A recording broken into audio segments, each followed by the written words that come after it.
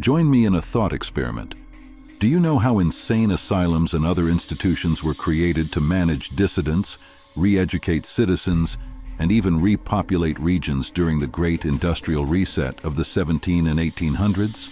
The period from 1750 to 1950 was one of the most turbulent in human history, defined by more simultaneous wars and revolutions than almost any other era. The Industrial Revolution acted as a sort of global reset, unfolding amid a seemingly never-ending series of battles. By the mid-1800s, there were so many concurrent major conflicts that it was almost as if a world war was already underway, but divided into smaller, isolated events to avoid being labeled as such. From the Napoleonic Wars and the French Revolution to the American Revolution and the Civil War, the Taiping Rebellion, the Crimean War, and numerous independence movements and colonial conquests, nearly every corner of the world was involved in some level of disruption during the period leading up to World War I. This constant upheaval shattered the old world order, creating a void that was filled by new regimes using new technologies. These changes displaced and reshaped whole societies, cultures, and global power dynamics in ways that still echo today. The period in question happens to also perfectly coincide with a sudden rise in the institutionalization of larger and larger populations.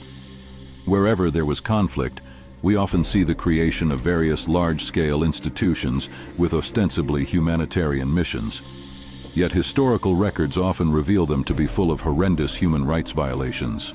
Around the world, but especially in the United States, Britain, and their colonial territories, various institutions emerged to contain and manage people classified as undesirable.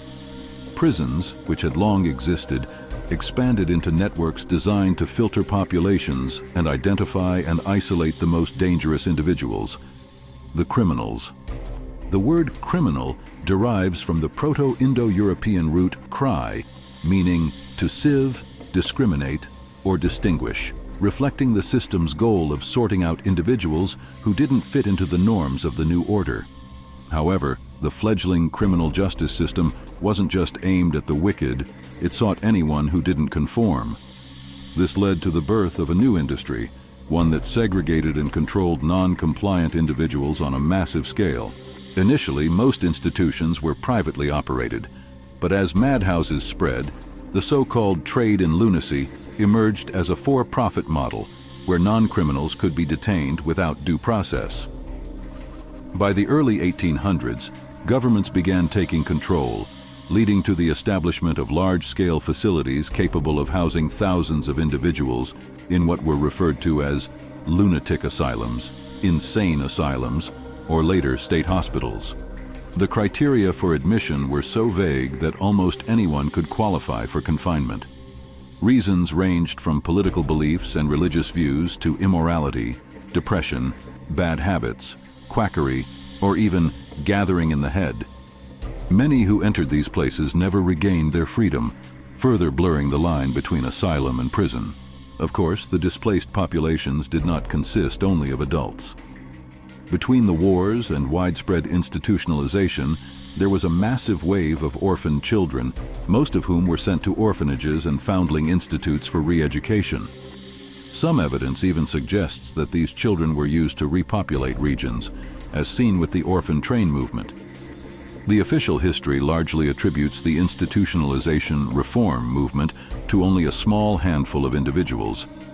It was so successful that by 1900 in the United States, there were an estimated 100,000 children in orphanages and 75,000 people in prisons, while the number of people in asylums was more than twice as high at an estimated 200,000 patients. They were spread out around some 300 asylums in practically every major city in the country. Many of these facilities were said to be based on the Kirkbride Plan, a sprawling, palatial layout that was built on a grand scale, with elaborate designs and expansive grounds, resembling old European castles or royal estates. Curiously, they were often constructed in extremely short time frames, using the highest quality materials and the most skilled craftsmen. Why go to such great lengths for what was a relatively small, marginalized segment of society? Why build these colossal structures with so many unnecessary expenses? Why was there a rush to build so many of them in such a short time? The excessive response by authorities raises red flags when we question the asylum narrative. Could it be that many of these structures already existed and were simply repurposed? Is it possible that many of the so-called lunatics were actually refugees seeking asylum from war-torn homelands? How many of them were not actually crazy, but were there for petty reasons?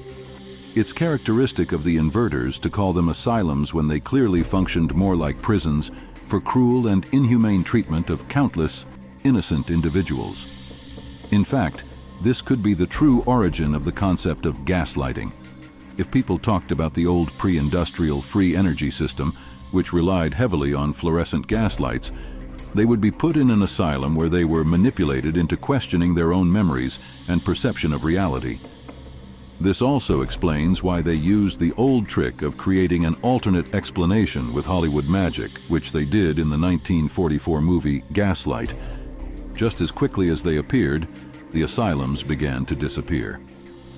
When the process of deinstitutionalization started in the 1950s and 60s, the number of people in mental institutions had swelled to over 500,000.